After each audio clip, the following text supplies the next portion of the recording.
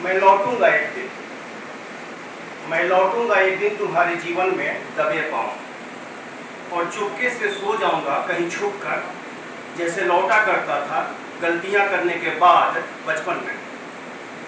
मैं लौटूंगा एक दिन तुम्हारे जीवन में, पर वैसे नहीं जैसे लौटते हैं पिता। मैं लौटूंगा एक दिन तुम्हारे जीवन में, पर वैसे नहीं जैसे लौटते हैं पिता पुत्र के जीवन में। मैं वैसे लौटूंगा जैसे पुत्र लौटता है पिता के जीवन में, जैसे पुत्र लौटता है पिता के जीवन में। एक और कविता जिसका शीर्षक है एक नदी होना जरूरी है। एक नदी होना जरूरी है।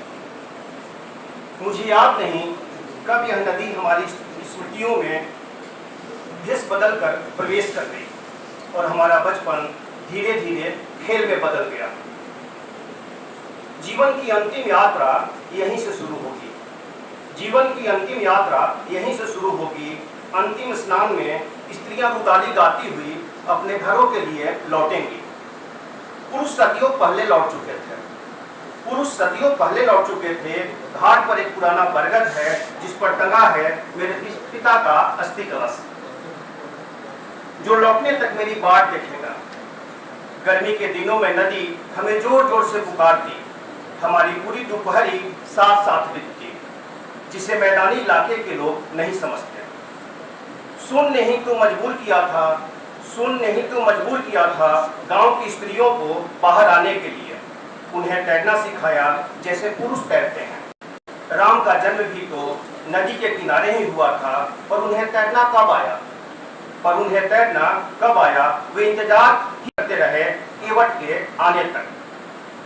जबकि गोपिकाएं कितनी अच्छी अच्छी तैराक, जबकि गोपिकाएं कितनी अच्छी तैराक निकली, ब्रज ने उन्हें वह सब करने दिया जो अयोध्या में वर्जित था, जो अयोध्या में वर्जित था।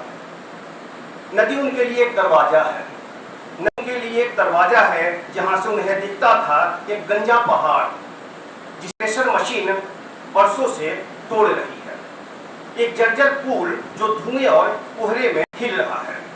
उन्हें दिखाई देगी एक बस, उन्हें दिखाई देगी एक बस जिसका मुंह ट्रक जैसा है, जो शाम तक इसी रास्ते लौटेगी। इसके ज्यादातर यात्री मुकदमा लड़ने शहर जाते हैं। पास में ही एक पुराना इमली का पेड़ है। पास में ही एक पुराना इमली का पेड़ है। गांव वाले इसके नीचे दशकर्म किया करते हैं। एक बार मुझसे मेरी माँ ने कहा था, एक बार मुझसे मेरी माँ ने कहा था कि स्त्री के जीवन में एक नदी का होना जरूरी है। स्त्री के जीवन में एक नदी का होना जरूरी है। एक और अंतिम कविता, इसका नाम शीर्षक है लेखक का भूत। लेखक का भूत। क्या आप जानते हैं लेखक की मृत्यु कैसे होती है? क्या आप जानते हैं एक लेखक की मृत्यु कैसे होती है? तो सुनिए। पहले उसकी दोनों आंखें कमजोर हो जाती हैं। तो सुनिए, पहले उसकी दोनों आंखें कमजोर हो जाती हैं। मुश्किल हो जाता है उसका दूर तक देख पाना, जिसे मेडिकल की भाषा में मायोपिया कहते हैं, जिसे मेडिकल की भाषा में मायोपिया कहते हैं। परिणाम स्वरूप वह भूलता चला जाता है एक एक कर अब तक की देखी तमाम चीजें। फिर उसके कान कमजोर होते हैं, फिर उसके कान कमजोर होते हैं, जिससे असमर्थ हो जाता है वह सुनने में समय की करवट से उत्पन्न ध्वनि को, समय की करवट से उत्पन्न ध्वनि को। चूंकि देखने और सुनने का सीधा संबंध लिखने से है, चूंकि देखने और सुनने का सीधा संबंध लिखने से है, इसलिए मुश्किल हो जाता है उसका एक शब्द भी आगे बढ़ना। बहुतेरे ऐसे लेखकों को जानता हूँ, मैं बहुतेरे ऐसे लेखकों को जानता हूँ जो मरने से नहीं मरे। वे इसलिए मर गए क्योंकि वे एक नियत तिथि से भूल गए थे खुली हवा में सांस लेना, खुली हवा में सांस लेना। वे भूल गए थे कि कविता का संबंध किसी वाद या मुल्क से नहीं, मनुष्यता से। और हमारा समाज हजारों साल से उसी को मरा हुआ मानता आ रहा है जो सांस नहीं लेता। पर मुझे यह खेद के साथ आपको सूचित करना पड़ता है, पर मुझे यह खेद के साथ आपको सूचित करना पड़ता है कि किसी मरे हुए लेखक को यह पता नहीं चलता कि वह मर चुका है, मर चुका है। वह नहीं, उसका भूत है जो उसकी हर मृत्यु पर एक मरसिया पढ़ा करता है। आप कह सकते हैं मैं आपकी बात क्यों मानूं? आप कह सकते हैं मैं आपकी बात क्यों मानूं? और ऐसा कहा जाना तो एक सोची समझी रणनीति का हिस्सा भी हो सकता है। मैं कहूंगा बिल्कुल हो सकता है। आपकी बात को खारिज करने का मुझे कोई हक नहीं, पर आप कर क्या सकते हैं? बस इतना ही ना, आप इस मुद्दे पर कोई सेकंड ओपिनियन लेंगे।